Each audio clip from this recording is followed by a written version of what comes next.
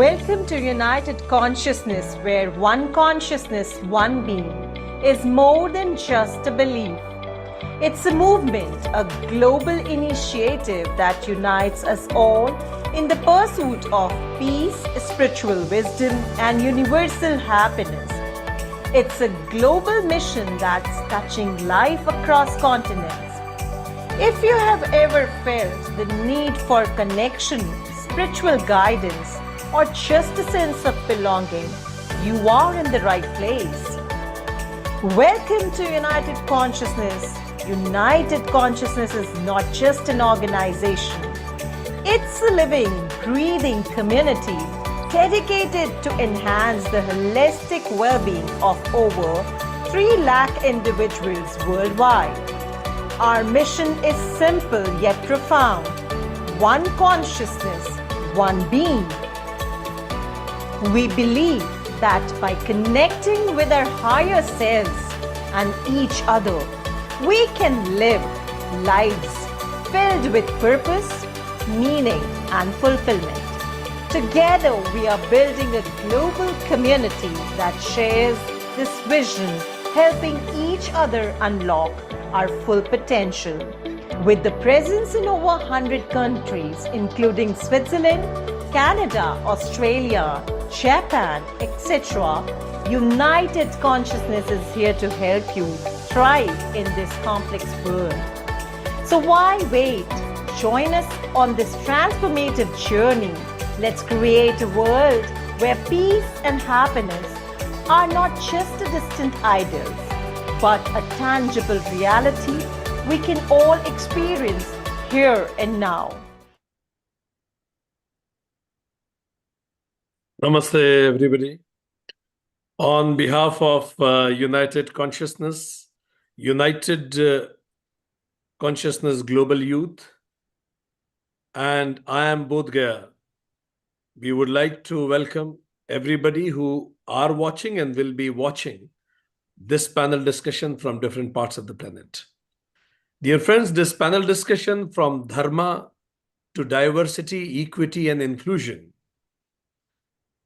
In this panel discussion, we invite and with gratitude welcome our first panelist, Dr. Vinita Sahay, who is Director of I Am Bodh Gaya. Madam, most welcome in this panel discussion. We are greatly honored to have you.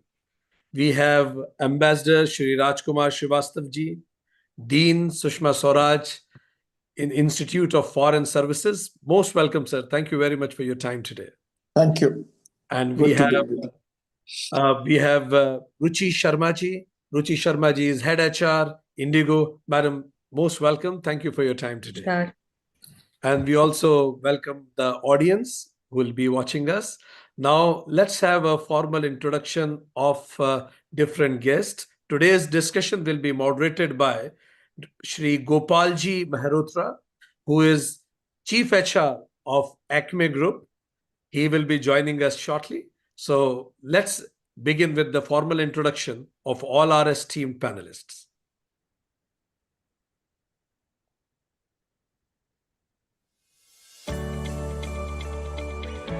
Let's give a warm welcome to our next guest, Ambassador Kumar Srivastava.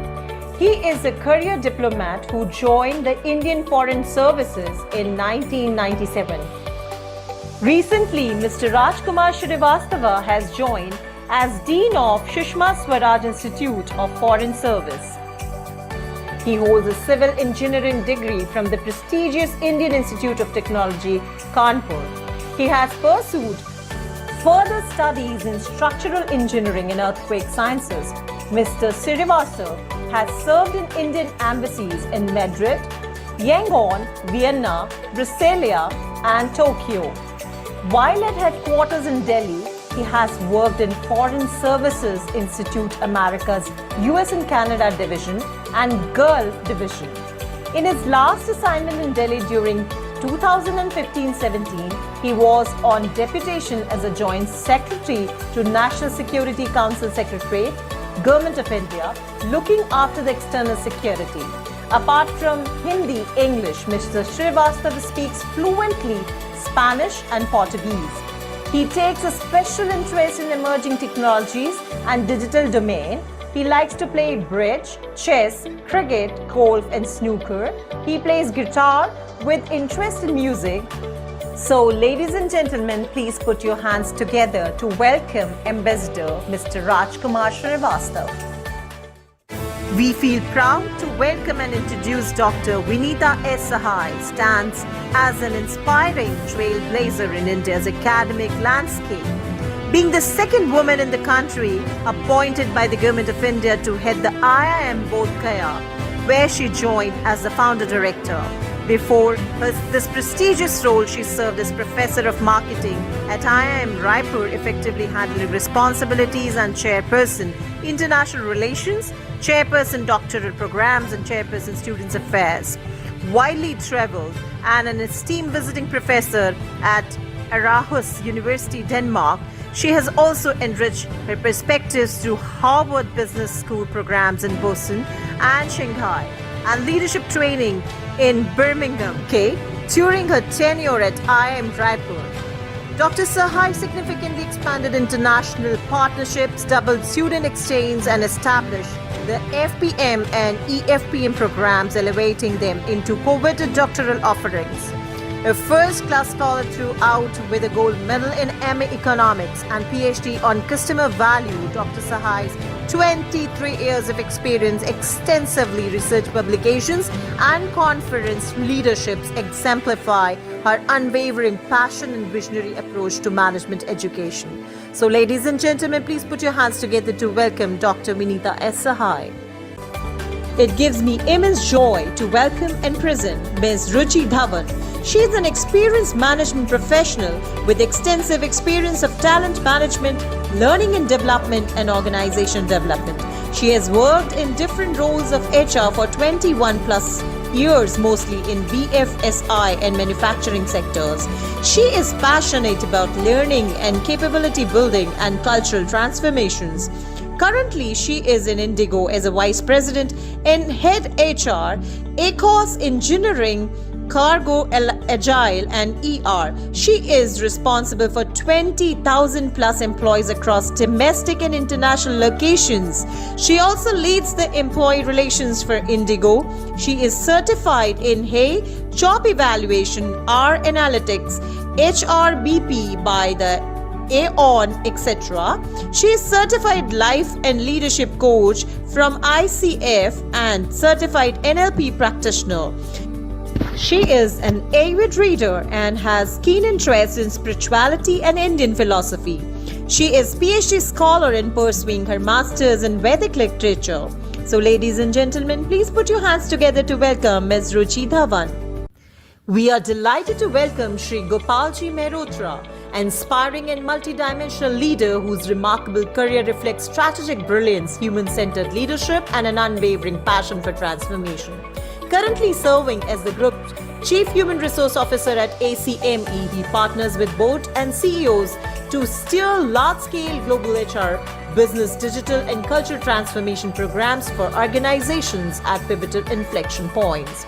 With over 3 decades of distinguished experience across 6 industries, FMCG, manufacturing, pharma, automobiles, IT, chemicals and energy, and exposure to work cultures in 21 countries, Shri Mehrotra has played a pivotal role in deriving accelerated global expansion, mergers and acquisitions, leadership developments, and the building of future-ready workplaces.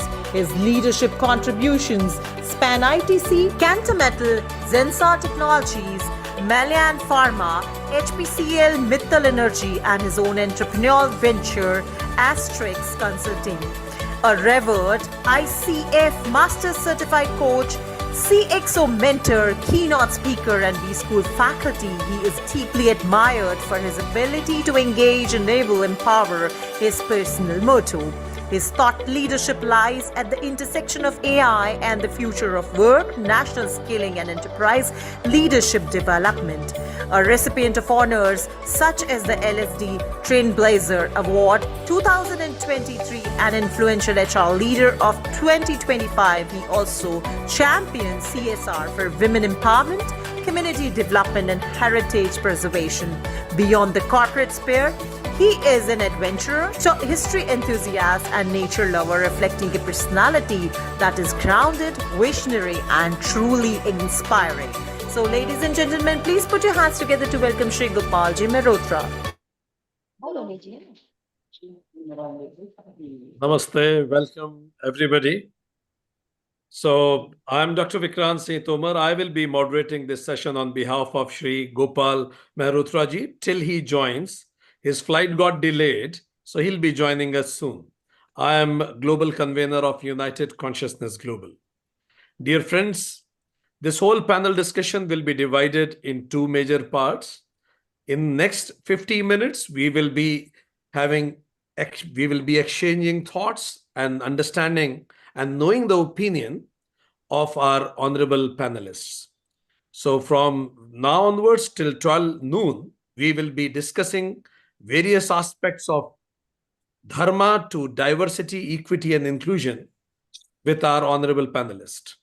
From around 12 o'clock to 12:30, there will be open forum where any of the students, any of the audience can ask any question from any of the panelists. If they have joined through Zoom, they can write, they can text also their question, or if they are attending it in a classroom, they can ask questions directly. I request all the audience to note down the questions they have in mind so that the moment it becomes an open forum, they can ask. For audience understanding, this discussion with the experts will also be in more or less 3 rounds. In every round, our honorable experts will be expressing their opinions in 2 to 3 minutes. And similarly, there will be multiple round of questions with our honorable guests, and so that everybody will be benefited. So let's begin this wonderful discussion from Dharma to diversity, equity, and inclusion. Ancient wisdom to diverse, inclusive, and equitable society. Dear friends, many of you must have observed a few days back on X, Elon Musk put a sentence. He humorously said that I am an alien because US green card states me as a non-immigrant alien. And it is a legal term in US. And the term for Elon Musk in US is non-immigrant alien because he was born at some place outside of US. It's interesting. Who is an alien and who is our own? Raman Maharshi was once asked, Maharshi, how should we deal with others? Maharshi smiled and replied, there are no others. And probably following the same thought, India never had a foreign ministry because leave alone alien, there is nobody foreigner for us. We have Ministry of External Affairs, and we have one of our honorable guests from the same ministry today to elaborate more about it. And that's why when India holds charge of G20 in 2023 as the president of G20, the motto we gave world to was Vasudhaiva Kutumbakam, which comes from Mahopanishad, which says, Ayam Nijah Paro Veti Garana Laghu Chetasam Udara Charitanam Tu Vasudhaiva Kutumbakam. This is mine, that is somebody else. Such calculations are from the small-minded people, myopic thought process. But for the broad-hearted, whole world is a family. And that's why you will find India as a land where greatest sage, Vedavyasa, is a son of a fisherwoman. One of the greatest king, Maurya, found to be a tribal offspring.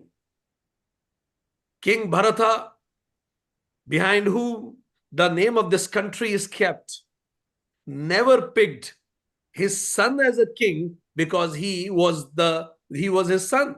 He always picked, included all in that option, whosoever is the most suitable. So dear friends, diversity, inclusion, and equity is never been only philosophies. Long before corporate took it, long before it became a buzzword in corporate and governance, it has been a living reality in India. So diversity, as you all know, means the presence of differences such as race, gender, age, ability, religion, identity within the team, organization, and workplace. And maybe in governance, varied social, cultural, economic, demographic groups within public system and institutions. Their representation is assured. Equity, the commitment to fair treatment, assess opportunity and advancement to all the employees by eliminating systemic barriers, or designing laws and policies to assure fair outcomes for all the citizens. And for inclusion, the practice of creating a work environment where every employee feels respected, valued, and able to contribute fully. Ensuring that individuals, even marginalized communities, especially marginalized communities too, have voice, participation, and inclusion in decision making. So, dear friends, let's enter into this wonderful discussion. We have amazing experts from across the length and breadth of this country who have lived their life in corporate, in governance, and represented India at various forums of importance across the planet. So let's begin and enter into this discussion. I will straightly go to Ambassador Srivastava ji.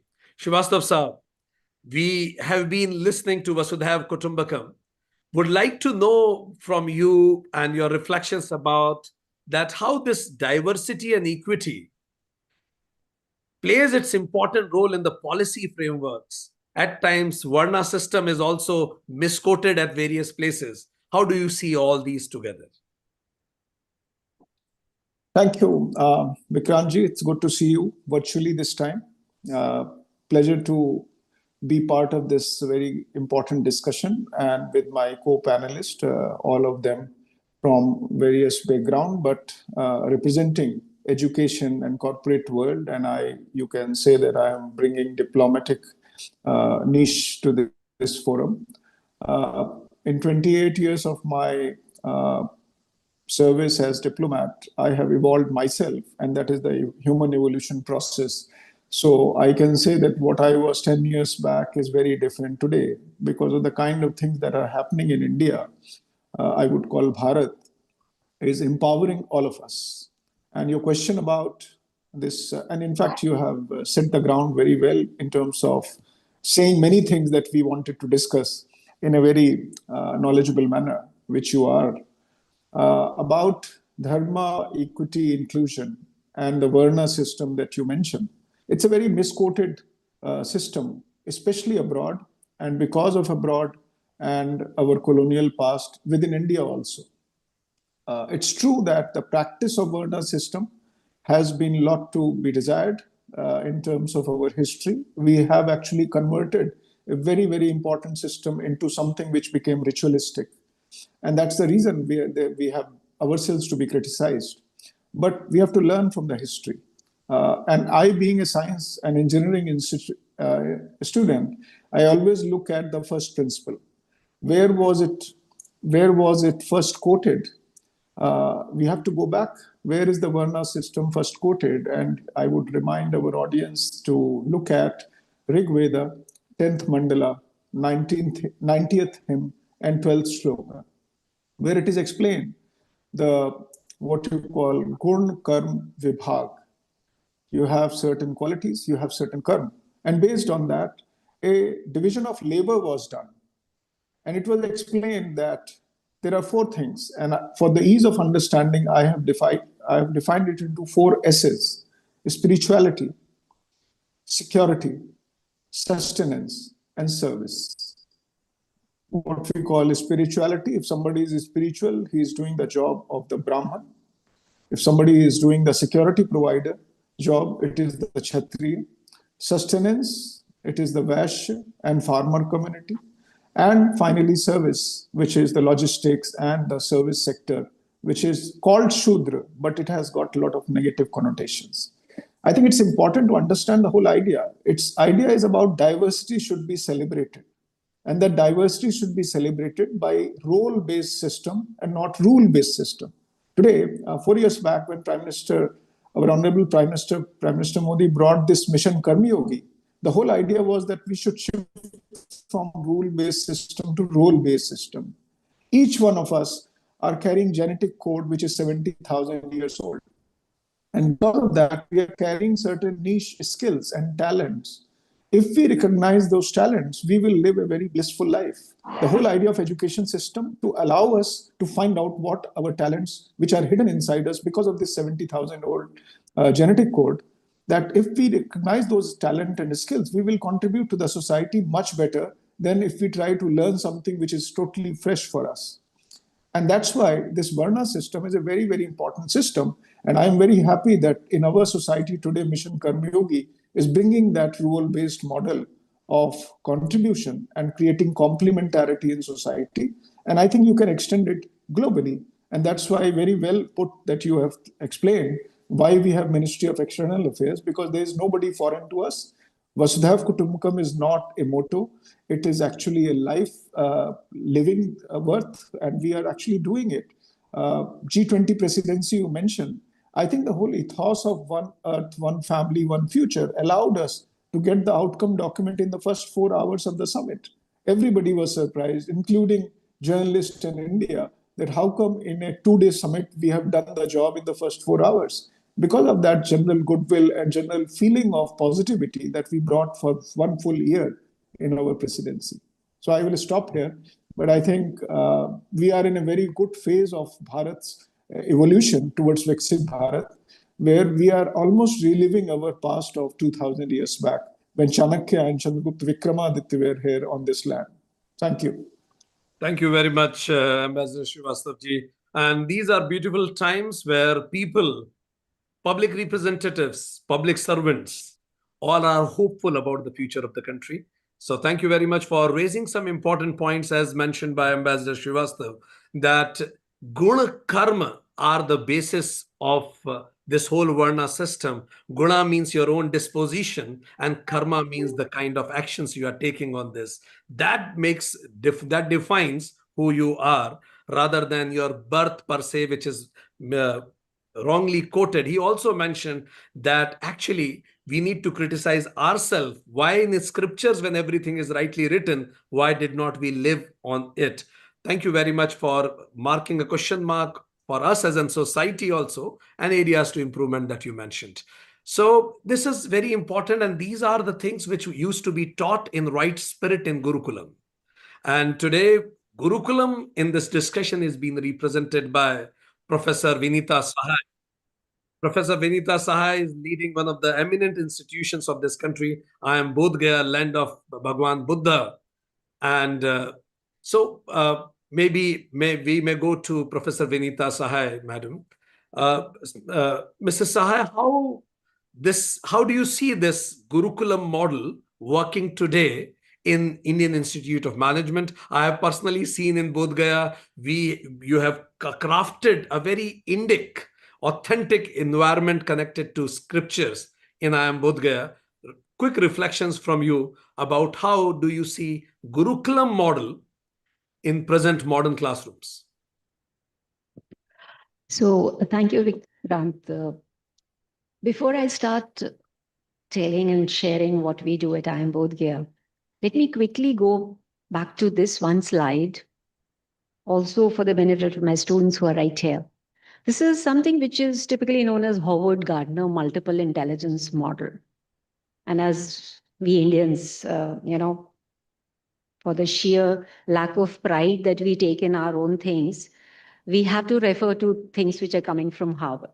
Now, this professor, he still is a work in progress. But when he started his work, he came up with this model where he says that everybody is born with intelligences. And he used the word intelligence. You can substitute it with gift, talent, trait, whatever. And he said that these are very inherent to us and very dominant in individuals. And I've been sharing this with students and educators for quite some time. Like, if you really look at these numbers, it says that some people have what he terms it as that visual or a spatial intelligence, or something to do with these spaces. And I do remember very early in my career, this Bauji, the Munjal Bauji, who is the patriarch of the hero group, very early in his life, he shared that the initial success which he gained in his life was primarily coming from spatial intelligence, which he had inherent in him.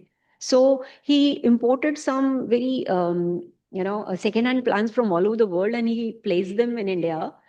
Only problem with the second-hand plants is if some spare part goes wrong, then you don't know how to create it. So he had this beautiful intelligence. He used to look at a spare part, just turn it around and recreate it on his lathe without blueprint, without drawings, without anything.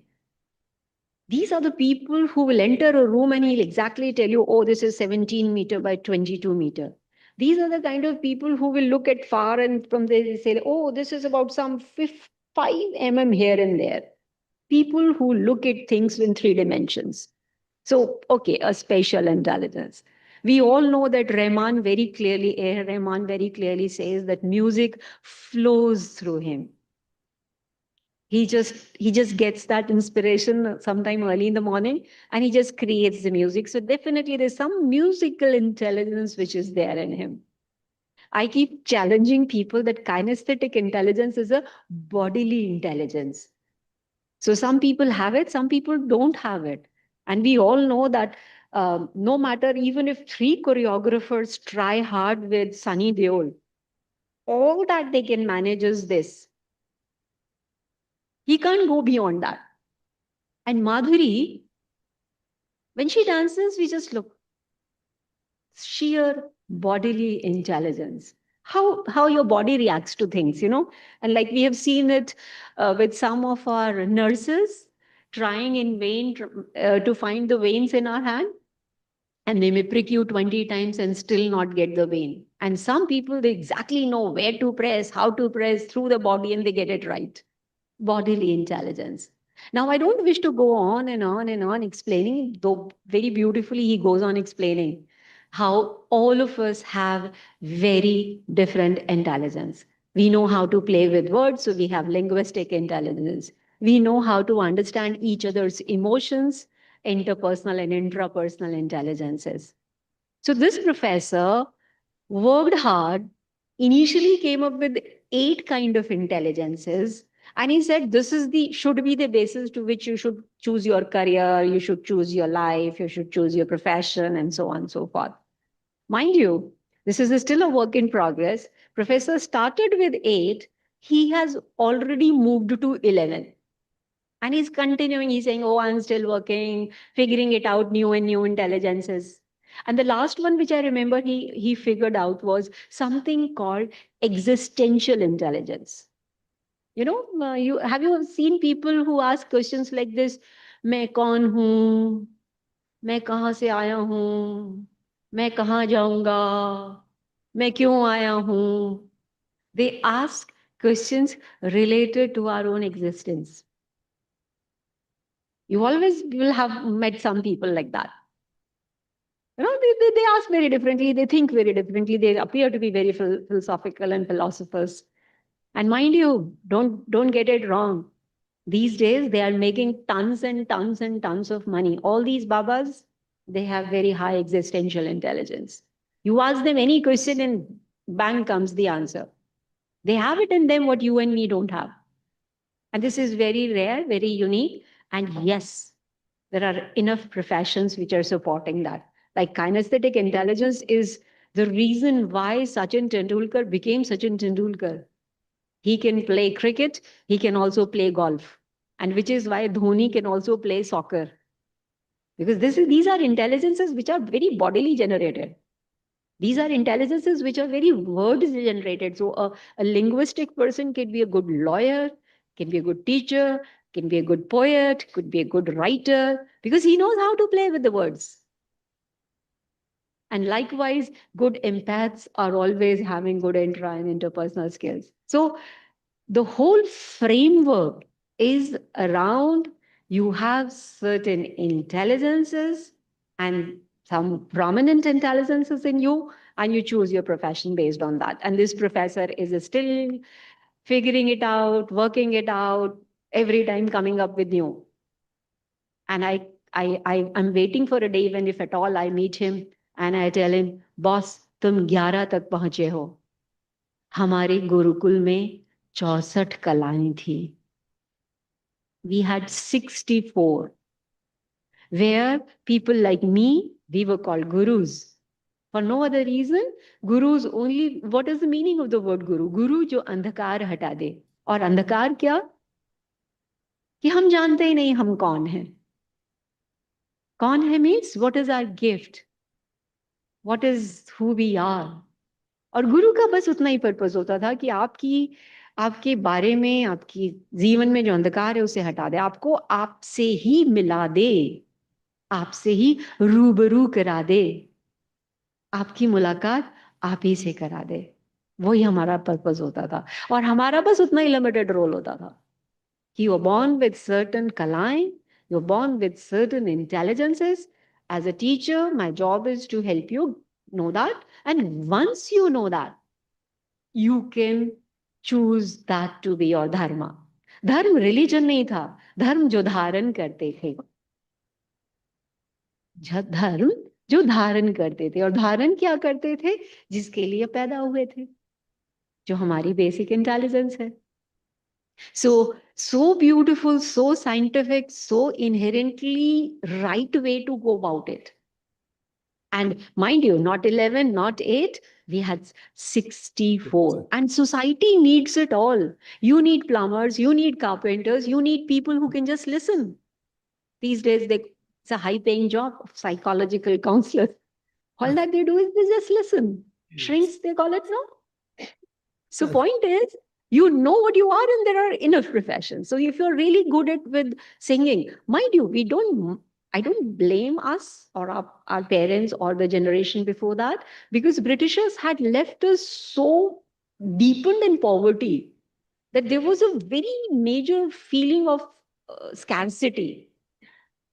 So we knew that खेलोगे कूदोगे बड़ो होगे खराब। गाना कौन गाएगा? बस there's a space only for Lata Mangeshkar and Asha Bhosle. But now in today's India, where there's an Indian Idol and there are voiceover artists and there are so many opportunities on television, OTT, big cinema, and I don't know what not. We can encourage our young people that, okay, if you're good with singing, good with music, go ahead and go for it. So I still feel there is so much of Indian knowledge systems which is available, which still we need to. Why do we teach multiple intelligence model? Why don't we dig out our 64 model and use it in school, use it in primary education, secondary education, so that students really get to know their true self right in the childhood, right in the school itself, so that they don't struggle. Like, what happens in an MBA, though now I come back to what we are doing, and I'm sorry, Vikrant, for going a little longer. Now at an MBA, we're trying hard to bring in that diversity. Because one good thing about MBA is it once again allows all kind of intelligences to manifest. So there's something called HR, there's something called ops, something called IT, something called marketing, and each one allows different skill set, different talents. So even if you did your engineering just because of the sheer pressure of your parents or community or whatever, and you realized very early on that it was not meant for you, an MBA allows you that opportunity that once again in your lifetime, you can recalibrate your own talent and the life that you wish to lead. And we are trying hard. I take whole lot of pride that in last year, an MBA batch of 300 students, we tried all kinds of diversities. So we had geographic diversity because we had students from 293 cities, literally microcosm of India sitting in classrooms. We had girls, which otherwise in a cat pool is only 20%, but we gave brownie points to them so that they can be here at least 33, 40%. We allowed all kinds of constitutional responsibilities of categories, SC, ST, PWD, DAPs, all varieties, so that they are equally represented in class. So as institutions, There's a lot of work which is currently being pursued in terms of first getting a very diversified crowd in the class, and then a very diversified fields to choose from based on their intelligences. Thank So you. this is my not so little 1 cent, little more than that, but yeah, Thank you very much, ma'am. It was wonderfully put by Professor Sahay. And as she mentioned that out of 11, there are 11 intelligence identified by West, but 64 are already existing. And we should know our own inner calling and go for Swadharma, as Gita says, Hatova prapyasi swargam jitva bhokshase mahim tasmat uttist konte yuddhaya kritnishya. Identify your inner calling and go for it. And this is what Professor Ambassador Srivastava was also saying, Guna karma vibhagasha, know your guna, karma, do karma accordingly. So we have a person from field directly, corporate leader, HR head of Indigo, Ruchi Sharma ji. Ruchi ji, we are talking about Vasudhaiv Kutumbakam. We talk about knowing our inner calling. So when we talk about Vasudhaiv Kutumbakam, how do we balance to assure merit along with inclusion? And you are dealing with market leader in aviation in such a competitive industry. So how does Vasudhaiv Kutumbakam operate over here? How do you balance with merit along with inclusion? Over to you. Thank you so much. Good morning to all of you. I would like to start with a quote from Rig Veda. Ekam sat vipra bahuda vadanti. Truth is one. The wise speak it in many ways. This is from our ancient Rig Veda, which remind us that diversity is not a modern invention. It is a timeless truth. And we as a HR leader, we are responsible to translate this wisdom into action. In corporate practice, when we look at Vasudhaiv Kutumbakam, that is, world is one family, an organization is also a microcosmos. For us, it means that to create workplaces where every individual feels valued and included. It is moving beyond compliance to culture. I agree that we are a high pressure, high speed industry, aviation, minute. Performance becomes very, very critical. But how do we balance meritocracy with mindfulness towards inclusion? I would like to answer this using 3 principles. First one is meritocracy with a context. Merit should never mean uniformity. All cannot be same. All cannot be at same level of performance, and we cannot expect all working at the same quantum. Equity ensures that opportunities are fair, accessible, so that the talents can truly shine. As ma'am very clearly talked about the intelligence, and here I see employee that some are good at something, some are very good at something, but one also lacks somewhere. Though we have training to build that equity, but still, it's not that everybody performs uniformly. So meritocracy is important, but then we put a context to it. Who can do what better? And maybe the intelligence lies in the form of intelligence that ma'am was talking about. Second, mindfulness in decision making. Speed matters in this industry. Every second we review even a second of delay, and Gopal sir is late today because of some delays here and there. So that's the importance of each second in our industry. But equally important is the psychological safety, because when we work with a high speed or high pressure environment, the psychological balance, mindfulness plays a very important role. Mindfulness means pausing to ask, are we creating conditions where diverse voices can thrive? This is what, as leader, as HR, we have to do while we operate. Huge mass of people, success of industry depends on the speed at which people work, but accuracy at what people work. To be accurate at their work, the psychological balance, the mindfulness is very, very important. So all leaders, all team leaders should keep reminding themselves that, are we creating conditions where diverse voices can thrive? And third, belonging as a performance enabler. Inclusion is not a soft value. Just bring it as one of the values and it's all okay. It is something that drives results. Teams that feel belong, they innovate faster, they adapt better, and they deliver stronger outcomes. So from this topic, which we had taken Dharma to DE&I, diversity, equity, and inclusion, the message is very clear. When we respect role, embrace differences, and act with fairness, we create not just a successful organization, but a better world. And that's what Vasudhaiv Kutumbakam philosophy come and sits here very actively, very profoundly. That's all from my side. Thank you. Thank you very much. Wonderfully put, Ruchi ji. So my dharma and my karma ends here right now because Gopal ji has arrived. So I leave my Gunadharma now to Gopal ji. Gopal ji, over to you. Most welcome. And dear friends, audience, as Gopal ji has already been introduced, he is the moderator of the panel discussion today. Over to you. Namaskar, everyone. Thank you so much, Dr. Vikranji, and sorry for putting you to this trouble. I'm joining in between, but what I can see is that everybody is in full stride and the audience is heavily engaged. So without delving into what has already been spoken and summarized, if I may switch gears to round two. And round two here is, having understood the philosophical roots, should we now step into the realm of practice, where fairness, ethics, and everyday decisions, they will determine whether diversity translates into equity. Ruchi ji already referred to our ancient texts. Equity in those texts is fairness rooted in wisdom. So this round of questions, let's explore how do we translate that wisdom into today's institutions. Question to Ms. Sahay, ma'am, if you would permit us to start this round.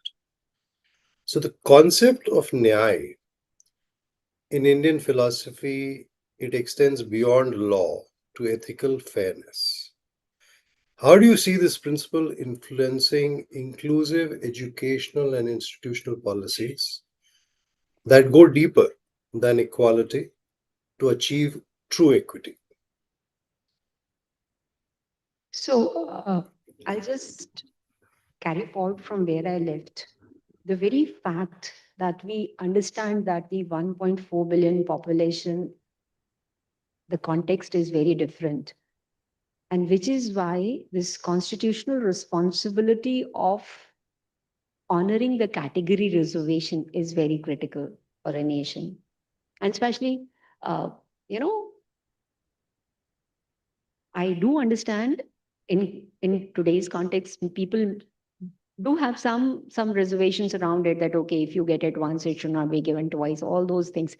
But having said it, it does make a difference to the life of somebody who for various reasons would not get that opportunity if not for that reservation. Like, as I said, even for girls, the girls in tertiary education is not something which we can take for granted.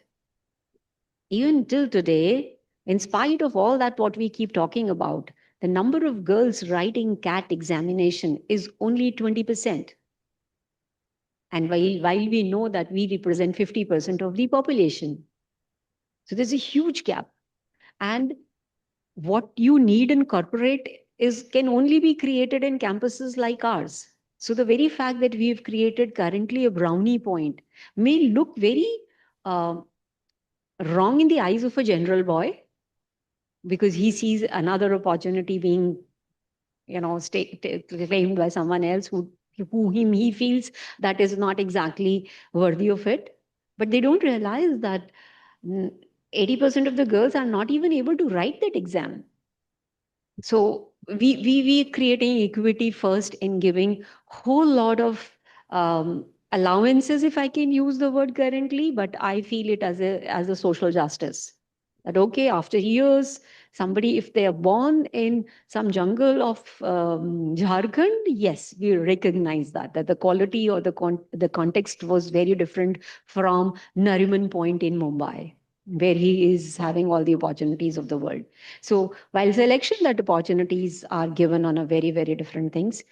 Then equity is to be maintained later on. Like we have a classroom where sometimes even 8 sections are there. And we know that the teachers teach differently, evaluate differently, grade differently. The very fact that even an entire curriculum, the course outline is common. So everybody gets the same. The case studies which are taught are common. Everybody gets exactly the same quantum of information or content. Then the question paper is common. Finally, the evaluation is common and the grading is common.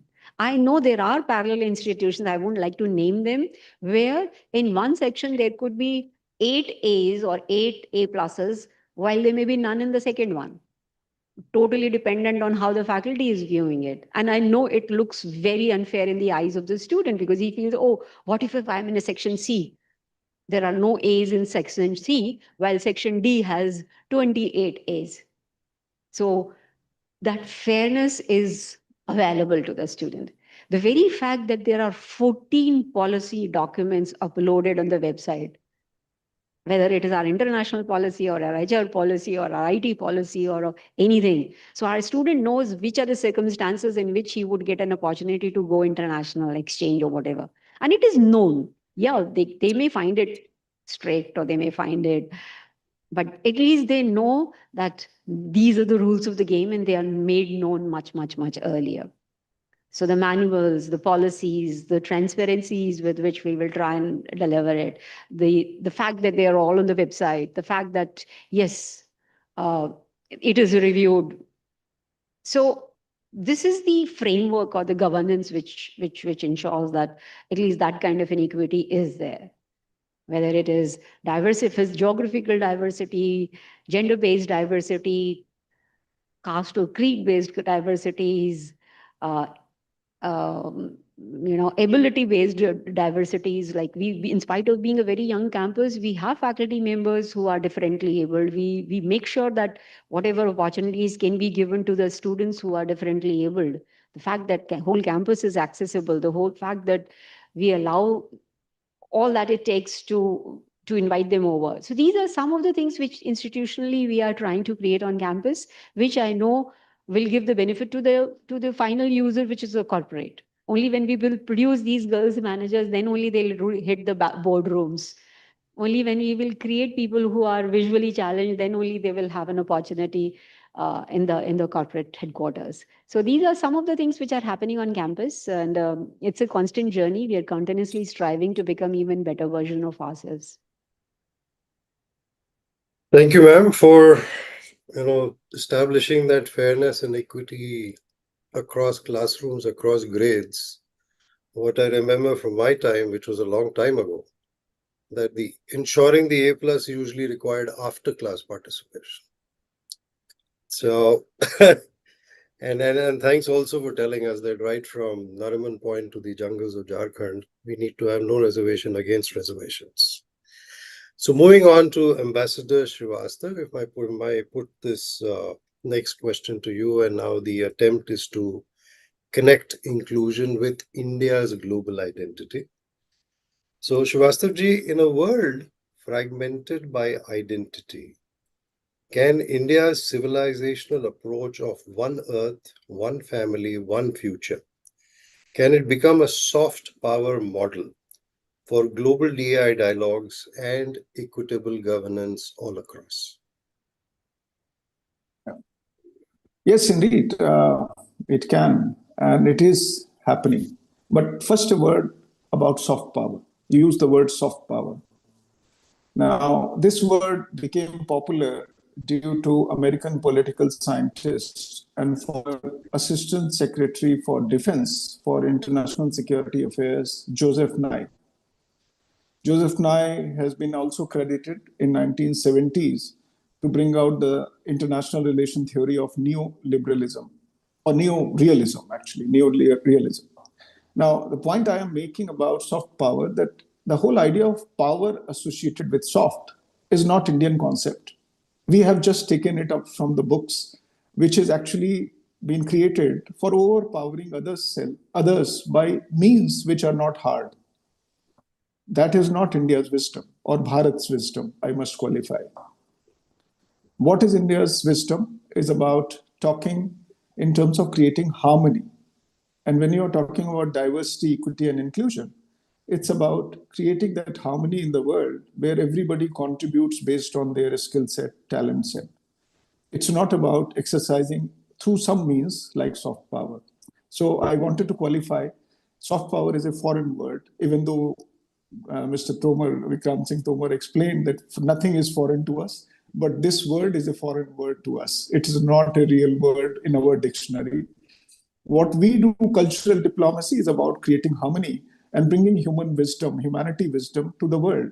International Day of Yoga was not about soft power of India. It's about achieving the human potential, which is hidden there, and we are stuck into something which is totally out of reality. Now, I want to mention here about Patanjali's Yoga Sutra, because when we talk about Yoga Day celebration, we forget what is yoga itself. The 5 human tendencies which make us go down can be controlled better if we do yoga in the philosophical sense. And these are greed, fear, tendency to remain in the past, anxiety about future, and the sleep. Yoga allows us to control that. And this is a human wisdom. It's not soft power of India. And that's why IDY is a gift from ancient Bharat wisdom, I would call Vishwaguru, to the world, not as a soft power of India. Now come back to your question. This ethos, rooted in the Rig Veda, reminds us that humanity is not a collection of isolated identities, but a shared family bound by dignity, interdependence, and responsibility. It reframes diversity not as a difference, but to be managed, but as a kinship to be celebrated.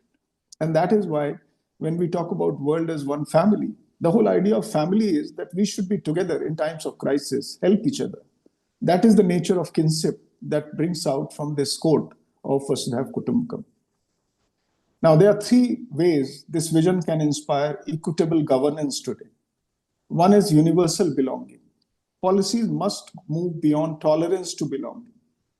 We call that we should tolerate the diversity. That's a wrong word. We should feel that sense of belongingness in this diverse ecosystem. Look at equity through shared responsibility. There is a shared responsibility towards climate justice. When we talk about climate change related work, we are not talking about taking something from the West because West have polluted more. It's a shared responsibility. The earlier we get to know that shared responsibility, better we will be doing with this planet, which is the only planet we have to live. Future orientation. Now, one future, when we say one earth, one family, one future, that future orientation is important. And that's why our equity should always think about future generation. What are we leaving for the future generation in this planet? Are we exploiting it too much? As Mahatma Gandhi famously said, that this planet has enough for everyone's need, but not for everyone's greed. And that's why it is important to understand this universal belonging, equity through shared responsibility, and future orientation. These are the 3 principles that I would like to highlight, which very easily becoming part of our foreign policy objective also. India's civilizational approach thus transformed this diversity, equity, and inclusion from a managerial checklist into a moral compass. And it positions inclusion as a form of a soft power, which I have just questioned, where dialogue, empathy, and shared purpose becomes tool for global leadership. In essence, Vasudhaiva Kutumbakam is not a slogan.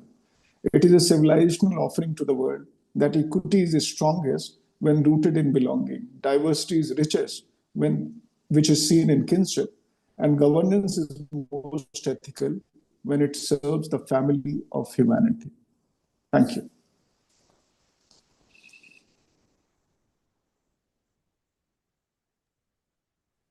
Thank you, Ambassador Srivastava. I mean, for that non-soft clarity and reminding us that if we move from a checklist to a compass, then possibly the future of humanity would be secure. Moving on from the global to the organizational, let's return to how inclusion becomes an everyday experience in the employers, which our audience will soon be facing in a year or two.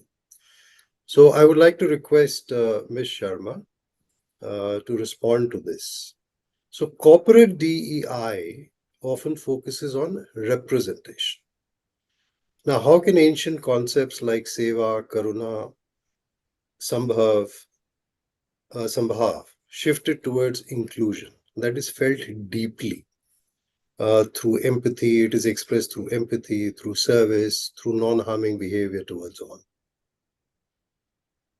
Thank you so much. So again, I would like to start with one of the verses from my very favorite Bhagavad Gita. Samatvam yog uchyate. Equanimity is yoga. It's very simple yet very profound. It reminds us that balance or seeing all things as equal is the essence of harmony. And harmony is must if you want to grow together. And this isn't what DE&I that we talk about today, though this comes from our ancient wisdom, but that's what the modern DE&I all about. Inclusion for us is not just a policy. It is a state of being. And now I would like to dwell on these three principles which you talked about, seva, karuna, and sambhav.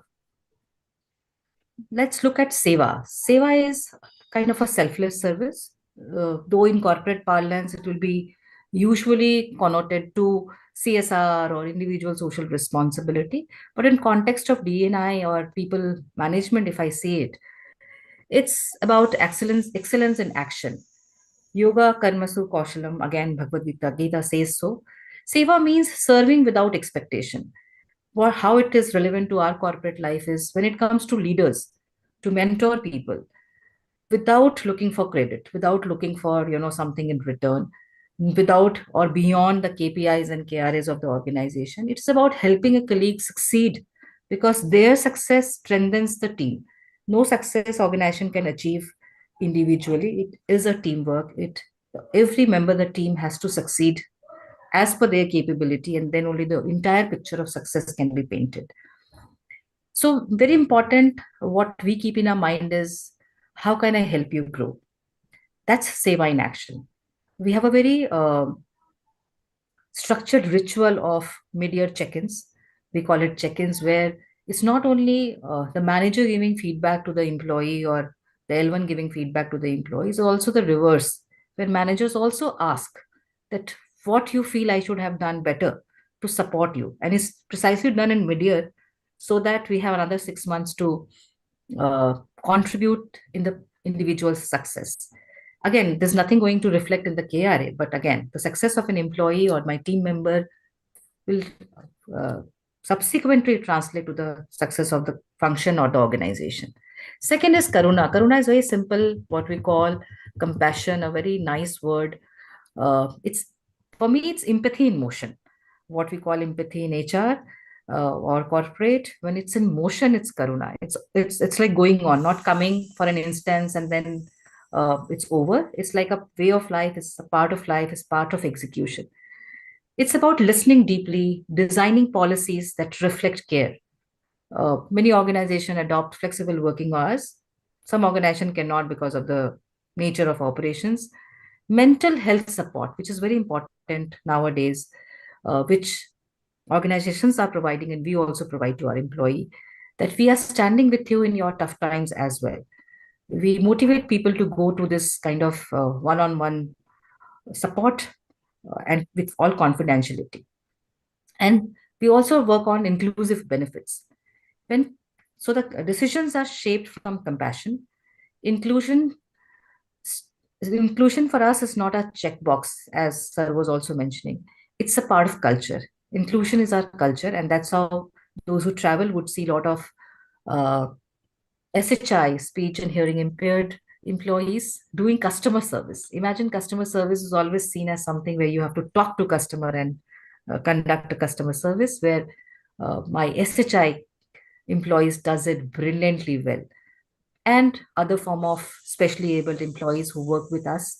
When they work, there's a complete compassion, not only from leaders, but the peers and the team together. So as an HR, it's important for us to create that ecosystem where these people can thrive, these people can operate each hour, each minute, feeling included, feeling that they are part of the entire ecosystem. The third is Sambhav or equanimity, as we talk about. Sambhav means seeing beyond biases or hierarchy, though hierarchy would be there in their organization, but Sambhav is looking with the same eyes. It is not treating everyone same, but ensuring that everyone gets the need to thrive. We are creating that ecosystem, we are creating that opportunity, or giving an equal chance to people that they can come and thrive as per their capability. As leader, we embody this, then the equity becomes natural. It is not enforced. It is not something which is to be taught that you have to have somehow or equity while working. It becomes a way of life as we work. So representation is just the first step. Inclusion is a journey for us. DE&I is not just a corporate matrix, but it's a human commitment. Rooted in Seva, Karuna, Sambhav. These all has to come together if you really want to drive DE&I, which goes beyond only women participation now. It's different genders, it's different form of special ability that needs to come together and contribute, keeping the big picture of success of the organization also in mind. So together we create a workplace where voices matter and every person belongs to that culture or that environment. Thank you so much. Actually, thank you so much. Because, what I carried away. So, Seva is how do we help our team members grow? Karana is actually empathy in action with the SHI and the SA employees as, shining examples. And what you said about Sambhav, it's not representation, it's not participation. It's actually a human commitment. So thank you very much for that. We are at 12 noon. So Vikrantji, I think you handed me the baton a little late. Round 1 should have gone faster. So I have to juggle along. Now, round 3 is about transitioning into the future. We did round 1, which was philosophical roots. We did round 2 of questions, which was about translating our ancient wisdom into practice. The third one is about the future, imagining what will organizations, what will institutions, like where our audience is from, what will they look like when Dharma becomes the foundation for DE&I? Let's try and be a little quicker in our answers this time. We do want audience interaction. They have been very patient and very quiet so far. So in this third and last round, if I may ask Ambassador Srivastava, how can India serve as a global model for conscious governance and ethical statecraft?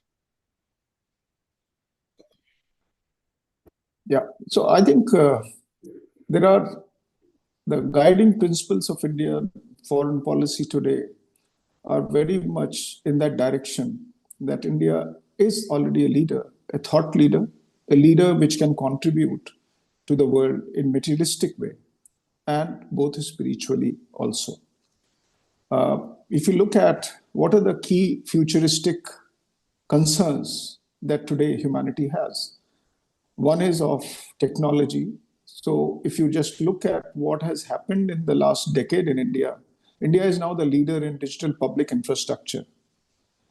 It's a technology which has democratized the opportunities for the people who are last in the queue. The Antyodaya has been achieved through technology diffusion. So DPI, the digital payment system, and empowering people using technology has been the mantra in the last decade since Digital India was launched in 2016. If you look at the COVID-19 crisis, India handled the best in the world because we were already ready for that, because we were future ready before the crisis happened. I think what is happening now with that success behind us, we are now looking at AI as a great opportunity for humanity. I remember when you talk about AI in Europe, people are very concerned that if it is going to the wrong hands, world can actually, it's almost like a nuclear power, which can be devastating for the world. India doesn't think that way, because we also know that we have nuclear power, but that Brahmastra is only with you as an emperor till you have not used it. The day you used it, you will become pauper. I think that philosophy guides us that the power is there to create stability, not to create hegemony. Look at AI, responsible AI for all. The responsible word and all. These are the two words which are the key when we are doing the AI Impact Summit, which India will be hosting in February 2026 in Bharat Mandapam. This will be the first summit where we will be talking about AI impact on the global south. And that is the leadership that India is going to take, because internally we are strong and we are ready to share this with the world for the better, peaceful world. The second concern, and I will stop there because I know there is a time crunch, is about climate resilience. And again, look at what India has done. 1.4 billion people which were challenged with the environmental burden. India said it is not a burden, it is our responsibility. Today, India is the only large, big country which has completed its INDCs, what we have created as our own commitment to the world in terms of what we will do with respect to climate change commitments. We have already achieved them and we are moving forward with bigger targets. So both on climate, which is futuristic concern, and AI, India is the leader. So I don't think there is any question about India's leadership. What is best for India is that we have an internal ecosystem where we can experiment and take that pilot case to the world, because everybody expects that if something has been successful in 16% of the population of the world, it is worth emulating elsewhere. Thank you. Thank you very much for highlighting that very important principle, that if one is powerful, it should not be used in a burdensome way, but it should be with true responsibility. And I'm looking forward to February 2026, how India bursts on the world stage on the AI space. My next question is actually to both Ms. Sahay and Ms. Sharma.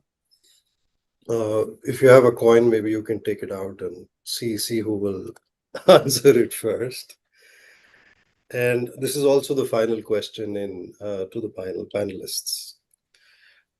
So you represent academia and industry, or call it corporate.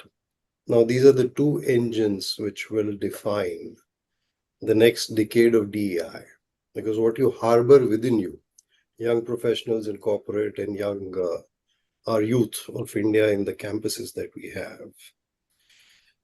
With this background, the question is, what responsibility does each leader carry in ensuring that equity becomes a lived everyday experience, and it is not a policy, it is not a dashboard metric?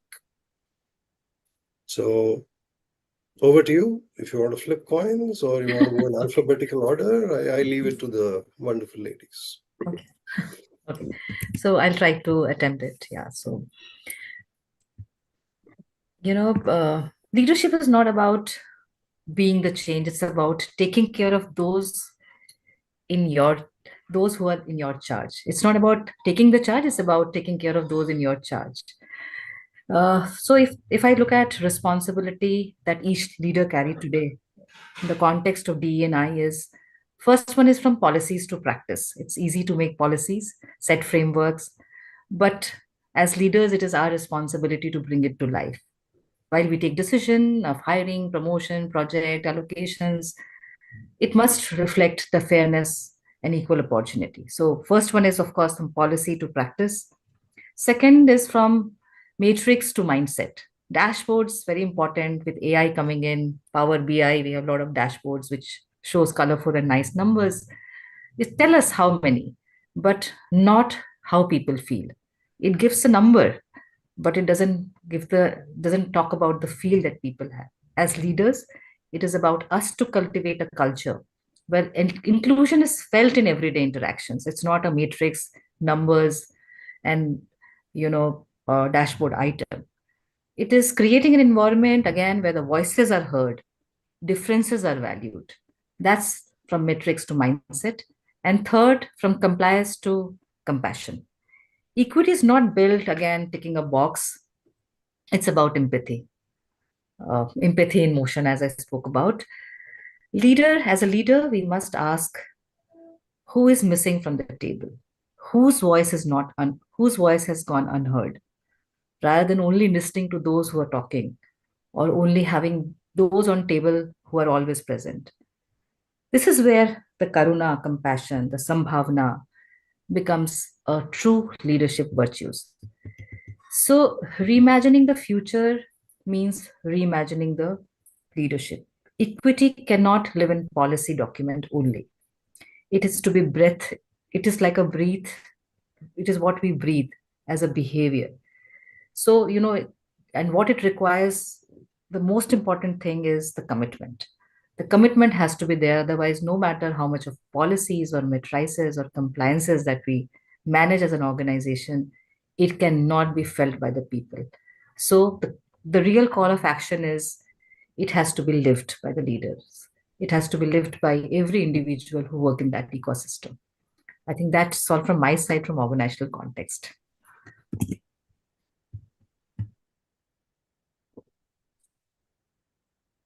Yes. So leadership for me is vision.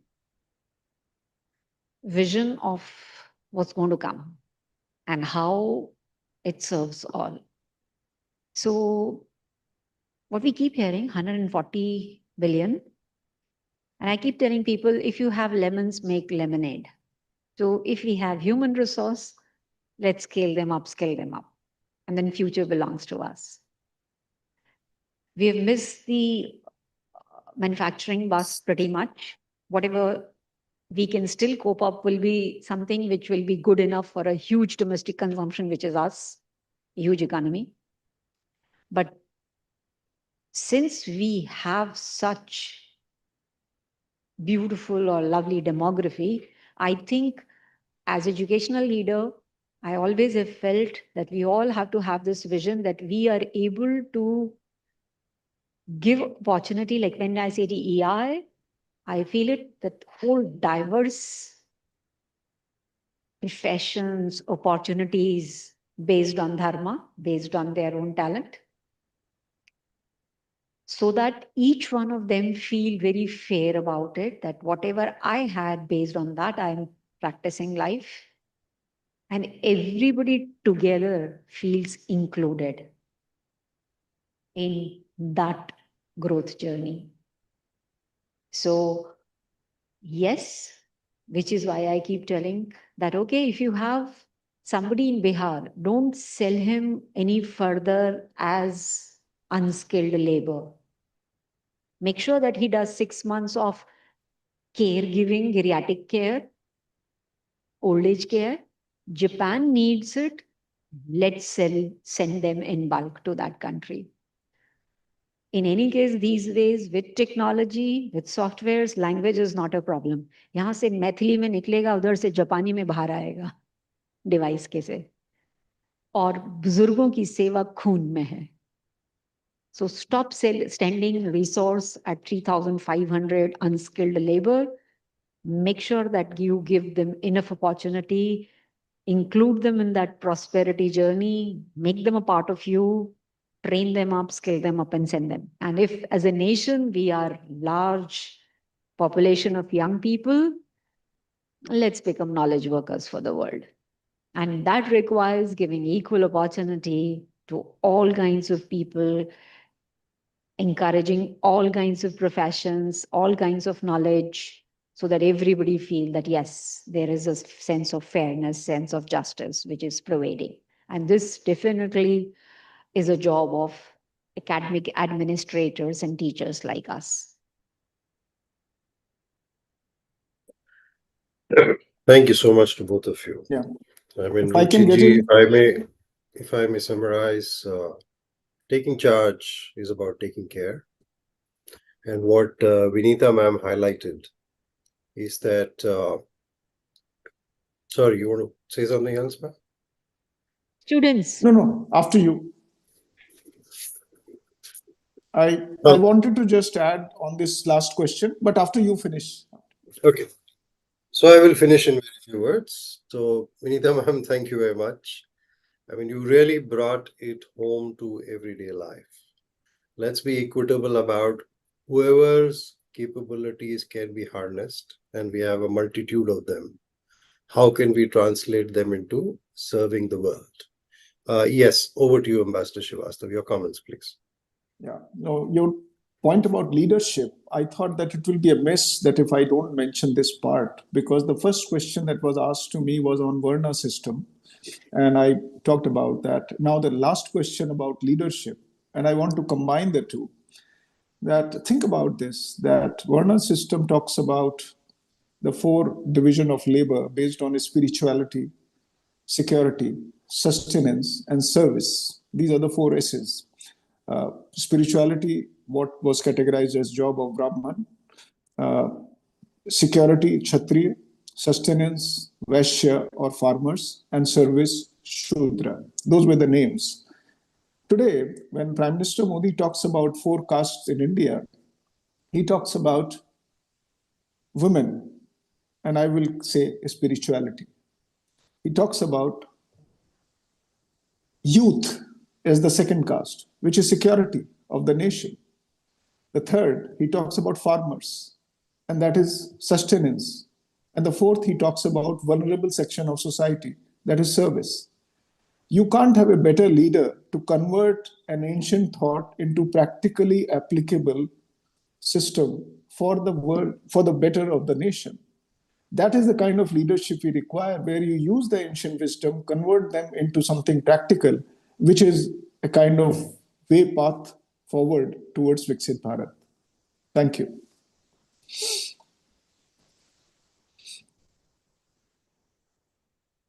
Thank you very much. That really encapsulates, what ancient wisdom really means and can be translated for today's India and the future of all Indians. Now, for the people who've been very patiently listening to everybody, our dear audience, the floor is open to you for your questions. My only request is that, in the interest of hearing as many voices as we can, Ruchi ji referred to about voices. The more voices it is, the more inclusive we are. So the interest of hearing as many questions as possible from the audience in the 10 minutes or so that we have, please raise your question, please be direct, please be brief. And you also have the power to pick the panelists that you would like the question to be answered by. So over to I am both Gaya, students, and the other participants that we have in this video conference.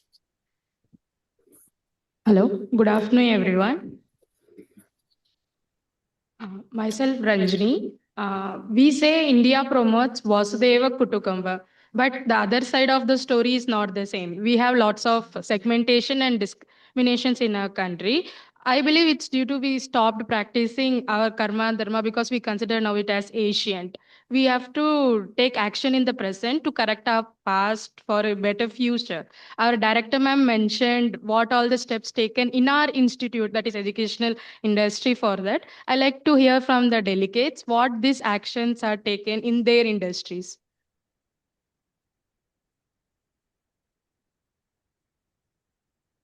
So, Vasudev Kutumbakam, as I spoke about, it's like microcosmos, an organization itself with so many people, so many ethnicity, is one world with different people together.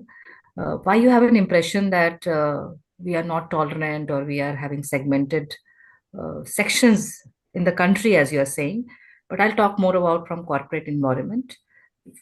There is a zero tolerance on any kind of discrimination or differentiation when it comes to working, because when we work, we need people to come and perform. For example, for us, it's important to send the aircraft on time and keep people safe. Only two objectives. It doesn't matter who is working behind it. And when it comes to really including not only from cultures and regions and ethnicity, but again, as I spoke about, we are one organization where we work towards bringing people from different abilities also together, looking at what they are good at. For example, making somebody who cannot speak and hear in customer service, but still they do it so well. So it can be at times, I would attribute it to be a wrong connotation, who segment it, who differentiate it. Ultimately, it is one world. When people come together, it is definitely a cohesive performance which gives a very beautiful output. If you look at our social media, the most of the appreciation comes for SHI employees when it comes to customer service, and not people like us who can speak so much and who can interact so much. So imagine there's some misnomers in people's minds or segmented people's mind who create this differentiation, which unfortunately gets portrayed. But I think as a country, as a value, we are the one who told the world Vasudhaiva Kutumbakam, and in organizations, I think we are beautifully following it. It's about the mindset change. That's all from my side. I would like to add to what Ms. Sharma just said about mindset. If you just look at what we have achieved in the last 5 years, in the times of crisis, global crisis, like COVID-19, when India, we did not have double doses for our own people. The vaccines were supplied free of charge to 92 countries. What else could define then Vasudhaiva Kutumbakam philosophy there, where everybody in the world was saving the vaccine for their family? We were distributing it to the 92 countries which were most vulnerable. There can't be a better example. And that's the reason post-COVID-19, India gets support in UN every election, and we are always first past the post, because countries, smaller countries, vulnerable countries have seen that when it is a crisis, India is the true friend. Second example, I'll just give you quickly about G20 presidency. Prime Minister Modi launched in our presidency Voice of Global South Summit virtually to make sure that every leader could participate. And he said that G20 is not a club of rich and what you call influential. It is a group which can function, but the voices of the Global South should be heard inside. So that's why 123 countries which participated in the Voice of Global South, their views and their concerns were taken by India as the chair to the G20 table. And finally, by the end of our presidency, we could introduce African Union as the 21st member of the G20 grouping. So these are very good examples of how Vasudhaiva Kutumbakam is practically played in our daily life, in our foreign policy. Thank you. Thank you very much. The young lady made a good start. Would any other members of the audience like to come forward with their questions? There is a question in chat box also. Okay.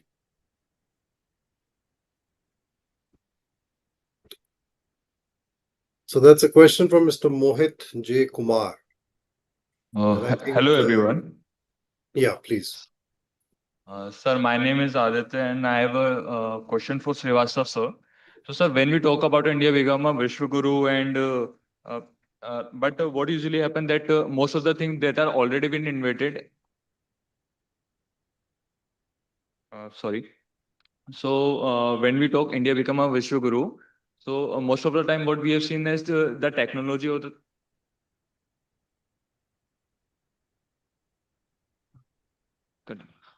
sorry. So what have we seen that the laws that has been discovered by the Newton are already been written in our Vedas. The right with that they have innovated airplanes. They have the technology was already was used by some Indian, and then this technology been delivered to the Wright brothers. So why does it already happen that we have to prove that we are the first innovators and not the one who will be taking the credit for it, sir? Like why can't we the first? And why don't we have a name on most of the things? So, like, if you are getting a question. Yeah, good, very good question. And it's good that you asked that question, because that confusion creates problems in terms of have we been lagging behind in terms of promoting our IPR.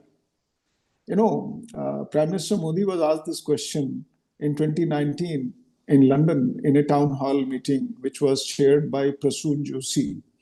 And he asked this question, how would you like to be remembered in the history books as the legacy of Prime Minister Modi?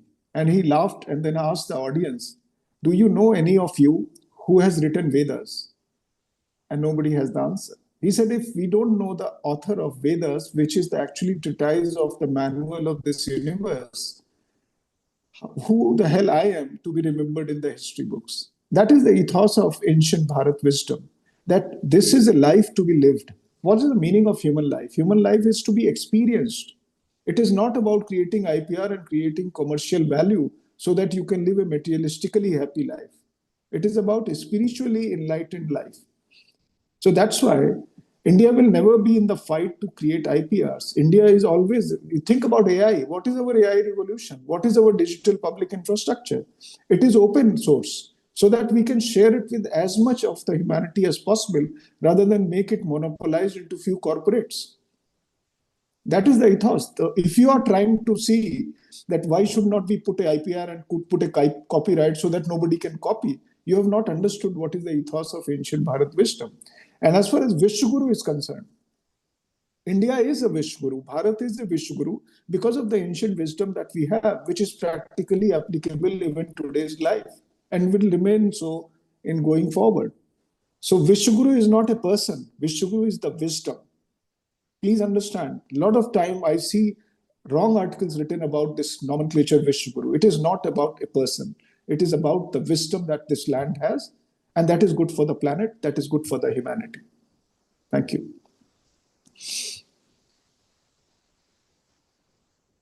Thank you, Dr. Srivastava. If I may just add to that in a different tone, Vasudev Kudambakan hai bhai, करते जाओ दुनिया की service में कौन पहले कौन बाद में क्या फर्क पड़ता है. Yes, please. Can we have the next question? Hello. Good afternoon, ma'am. My question is for Vinita, ma'am. Ma'am. So you said about the multi-intelligence where different intelligence incorporating different personalities. As we know that I also believe so that working on our skills is what Dharma is and which keeps our mindfulness. But in the growing capitalistic world, where you need to have multiple skills, and when we run behind those skills, like if we are good in marketing and we want to develop skills in operations and finance, we leave behind the marketing and go behind operations finance to learn multiple skills. So how do you help in developing balance between the prioritizing this our gifted skills while not prioritizing those skills while not compromising our gifted skills?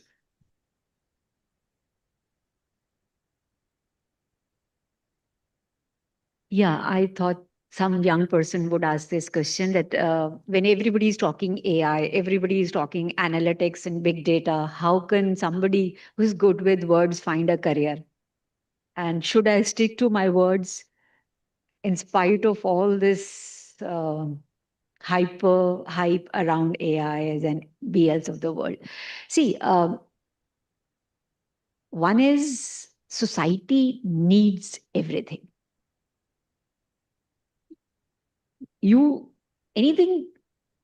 It's not in isolation. So we need linguists, we need musical people, we need data analysts, we need everything. Yes, when we were in crisis, which is where we say that, okay, just when Britishers had left us and they left us in very dire straits, there was a whole generation which was brought up on that you have to do this because India needed engineers, India needed doctors, India needed people who could take the country forward. But having said it, you people are little luckier than that generation that today, in today's context, there is opportunity for everyone. And if not in India, as we've been saying, we in any case feel the whole universe is our world. So go wherever it takes. But having said it, whether it is Gartner recent book which says that don't work on your weaknesses, capitalize on your strengths, it's much easier. It's being in the flow. It is being in your element. Having said it, yes, other day, for some reason, I was talking to Amir and he did mention that, oh, I don't look at numbers.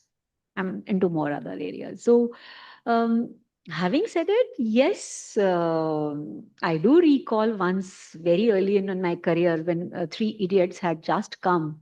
I was the one who walked up to Raju Hirani and said it to him that don't you think that you are doing a disservice to Indian boys and girls by telling them follow your passion?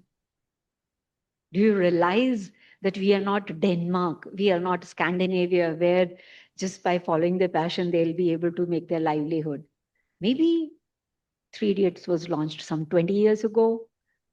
Today, having done it for 20 more years, being spent time with young people, I feel that India has now arrived, and our generation has worked hard enough to give this privilege to the current generation that go live your dreams.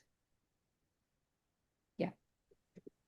Excellent question and even more wonderful answer, ma'am. I think we are at 12:30, and with those wise words, I think we should close. And as we are closing, I can see a smile of relief on Ms. Sharma's face. Okay, just 30 seconds more. So, see, as we close, I hope with this enlightening discussion over the last 1.5 hours, I hope we have realized that the journey from Dharma to DEI, it's actually not a shift from ancient to modern. As far as we Indians are concerned, it is only a return to our roots of oneness. And with oneness in consciousness, may we build a world diverse in form, but equitable in spirit and united in purpose. With that, I thank the audience, I thank the panelists, and thank you, United Global Peace Foundation, United Consciousness Global Youth, and especially I am Bodh Gaya for this wonderful time together.